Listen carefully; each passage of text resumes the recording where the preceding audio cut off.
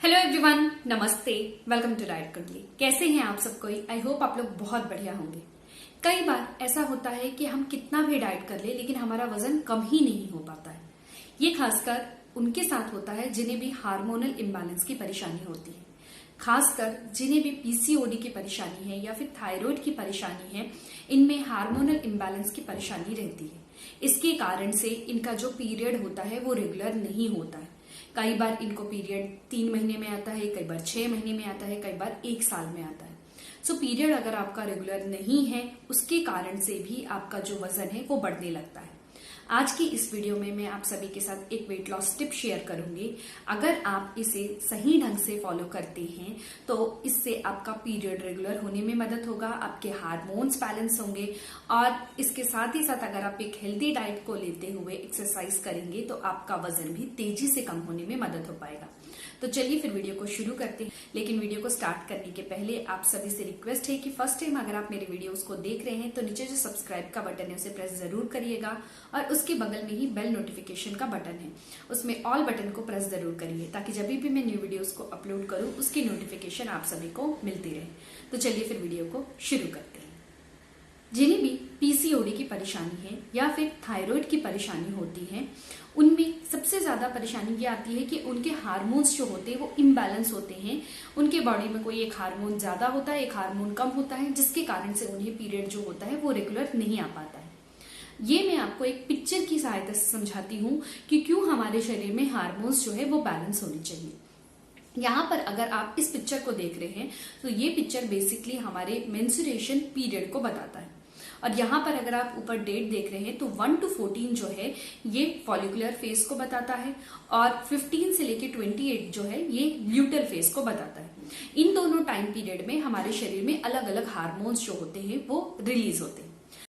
मान लीजिए किसी का पीरियड 1 तारीख को आता है तो इस समय उनके शरीर में ईस्ट्रोजन हार्मोन जो होता है उसकी लेवल बढ़ने लगती है।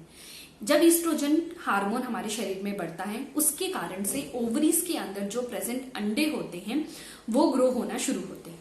जब ईस्ट्रोजन हार्मोन की लेवल पीक पे रहती है, इस समय शरीर में एक दूसरा हार्मोन जिसे हम ल्यूटेनाइजिंग हार्मोन बोलते हैं वो अचानक से बढ़ता है और उसके कारण से ओवरी के अंदर से एक ग्रोन और मेच्योर एग जो होता है वो रिलीज होता है और इस प्रोसेस को ओवुलेशन कहते हैं। इसके बाद शरीर में ल्यूटल फेज शुरू होता है, जिस टाइम पे बॉडी में प्रोजेस्टेरॉन हार्मोन की लेवल बढ़ने लगती है।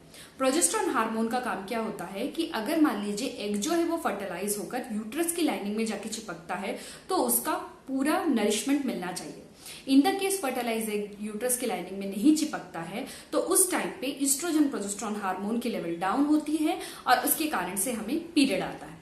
अगर किसी कारणवश ईस्ट्रोजन और प्रोजेस्टेरॉन हार्मोन की लेवल में इम्बैलेंस आए तो उसके कारण से हमारा जो पीरियड है वो टाइम टू टाइम आ नहीं पाता है। आज मैं आप सभी को इन्फॉर्मेशन देने वाली हूँ सीड साइकिल के बारे में।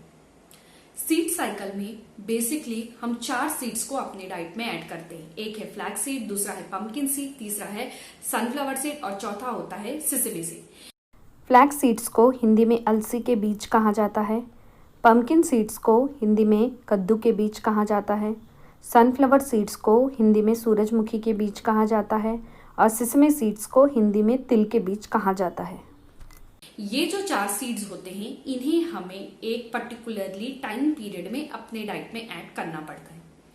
इसे मैं आपको कैलेंडर की सहायता से समझाती हूँ कि किस तरीके से आपको इन सीड्स को रेगुलरली अपने डाइट में ऐड करना है। यहाँ पर अगर आप देखेंगे तो ये जुलाई का कैलेंडर है। 1 तारीख से लेके 31 तारीख तक का ये महीना है। आपको सीड्स कैसे लेना है अभी मैं ये बताती हूँ, आप देख लीजिए। 1 तारीख से लेके 14 दिन तक यानी 1, 2, 3, 4, 5, 6, 7, 8, 9, 10, 11, 12, 13, 14। 1 तारीख से लेके 14 तारीख तक आपको 1 चम्मच फ्लैक्स सीड और 1 चम्मच पंपकिन सीड अपने डाइट में ऐड करना है।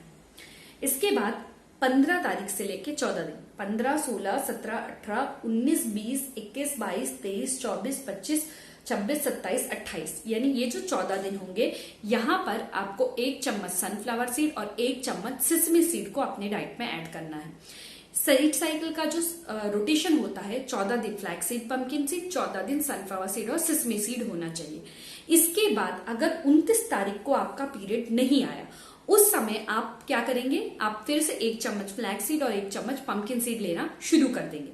बट अगर मान लीजिए कि अगर आपको 31 तारीख को पीरियड आ गया, उस समय आप जो भी सीड ले रहे हो, मान लीजिए आप सनफ्लावर सीड ले रहे हो या फिर तिल ले रहे हो या फिर फ्लैक्स सीड भी ले रहे हो, सारी सीड्स को आपको बंद कर देना है और इस दिन को पहला दिन मानकर फिर आप क्या करेंगे, फ्लैक्स सीड और पंपकिन सीड्स को लेना शुरू कर देंगे। इस तरीके से अगर आप रेगुलरली सीड्स को लेना शुरू करते हैं तो उससे जो आपका पीरियड है वो रेगुलर होने में बहुत ज्यादा मदद होगा। लेकिन इन सभी चीजों में आपको ध्यान ये रखना है कि पेशेंस बहुत ज्यादा जरूरी है। कम से कम 4 से लेकर 6 महीना तक अगर आप रेगुलरली इस तरीके से सीड साइकिल को लेना फॉलो करेंगे, तब जाके आपका जो पीरियड है वो रेगुलराइज होने में मदद होगा। जैसा कि आप सभी को जानते हैं, मुझे भी पीसीओडी है, मेरा भी जो पीरियड था वो इरेगुलर था और मुझे प्रेगनेंसी कंसीव करने में भी बहुत ज्यादा तकलीफ हुई थी। मैंने सीड साइकिल करीब 4 से लेकर 6 महीने तक फॉलो किया था, जिससे कि मेरा पीरियड रेगुलर होने में बहुत ज्यादा मदद हुआ है और अभी मेरा पीरियड रेगुलर है। मैं कोई भी किसी भी प्रकार का सीड साइकिल मैं अभी लेती नहीं हूँ, लेकिन एक हेल्दी डाइट मेंटेन करती हूँ, रेगुलरली मैं एक्सरसाइज करती हूँ, जिसके कारण से जो मेरा पीरियड है वो रेगुलरली 30 से लेकर 35 दिन के बीच में आता है। तो अगर आप रेगुलरली सीड साइकिल को लेते हैं तो उससे आपका पीरियड जो है वो रेगुलराइज होगा। पीरियड रेगुलराइज होगा तो आपके हार्मोन्स बैलेंस होंगे और आपका वजन भी कम होने में बहुत ज्यादा मदद हो पाएगी। अब बात आती है कि हमें सीड साइकिल को कब लेना है। मैंने आपको बता दिया है कि सीड साइकिल को आपको कैसे लेना है। आप कोशिश करिएगा कि सुबह के टाइम पे, ब्रेकफास्ट के टाइम पे आप सीड्स को अपनी डाइट में ऐड करिए। अगर आप जूस लेते हैं तो उसमें डाल सकते हैं, स्मूदी लेते हैं तो उसमें आप सीड्स को डाल सकते हैं, या फिर अगर आप रोटी बनाते हैं तो रोटी का आटा जो रहता है उसमें आप सीड्स का पाउडर डाल के भी आप उसको ले सकते हैं। सीड्स को किस तरीके से लेना है, सीड्स को आप मिक्सर ग्राइंडर में डालकर थोड़ा सा ऑन ऑफ करते हुए उसका पाउडर बना लीजिए और उस पाउडर को आप सील टाइट बॉक्स में भरकर फ्रिज में रखिए और उसका 1 चम्मच आपको रोज लेना है। 14 दिन स्टार्टिंग में जब आपका पीरियड आया उस दिन से लेकर 14 दिन आपको 1 चम्मच फ्लैक्स सीड और 1 चम्मच पंपकिन सीड अपनी डाइट में ऐड करना है। 15वें दिन से आपको 1 चम्मच सनफ्लावर सीड और 1 चम्मच तिल अपनी डाइट में ऐड करना है। ज्यादा ये जो सीड्स होते हैं इनके पाउडर बना के अगर आप बाहर रखते हैं तो उसमें वो थोड़े दिनों में खराब हो जाएंगे। तो आपको ध्यान ये रखना है कि 7 दिन का ही आप बैच बनाइए और उसके बाद आप नया बैच फिर से बनाइएगा। अब बात आती है कि क्या हम, और आप पीरियड रेगुलर है लेकिन हमें थायराइड और पीसीओडी है, तो क्या हम सीड्स को ले सकते हैं। देखिए, ये उनके लिए है जिनका भी पीरियड इरेगुलर है और उसके कारण से उनका वजन कम नहीं हो पा रहा है। वो अगर इसे फॉलो करते तो इससे उनके हार्मोन्स बैलेंस होकर उनके पीरियड रेगुलर होने में मदद होगा और उसके बाद उनका हेल्दी डाइट मेंटेन करेंगे तो उससे उनका वजन तेजी से कम होने में मदद हो पाएगा। लेकिन अगर आपके पीरियड रेगुलर है तो आपको सीड साइकिल करने की जरूरत बिल्कुल भी नहीं है। नेक्स्ट क्वेश्चन आता है कि क्या थायराइड में हम सीड साइकिल कर सकते हैं। अगर आपको थायराइड की परेशानी है तो भी आप सीड साइकिल कर सकते हैं, लेकिन थायराइड में आपको सनफ्लावर सीड्स को नहीं लेना है। सनफ्लावर सीड की जगह पे आप 2 चम्मच तिल का यूज कर सकते हैं। इस तरीके से अगर आप इसे फॉलो करेंगे और 4 से लेकर 6 महीना तक फॉलो करते हैं तो उससे आपका हार्मोन्स बैलेंस होकर आपके पीरियड रेगुलर होने में मदद होंगे और एक हेल्दी डाइट अगर आप मेंटेन करेंगे तो आपका वजन भी तेजी से कम होने में मदद हो पाएगा।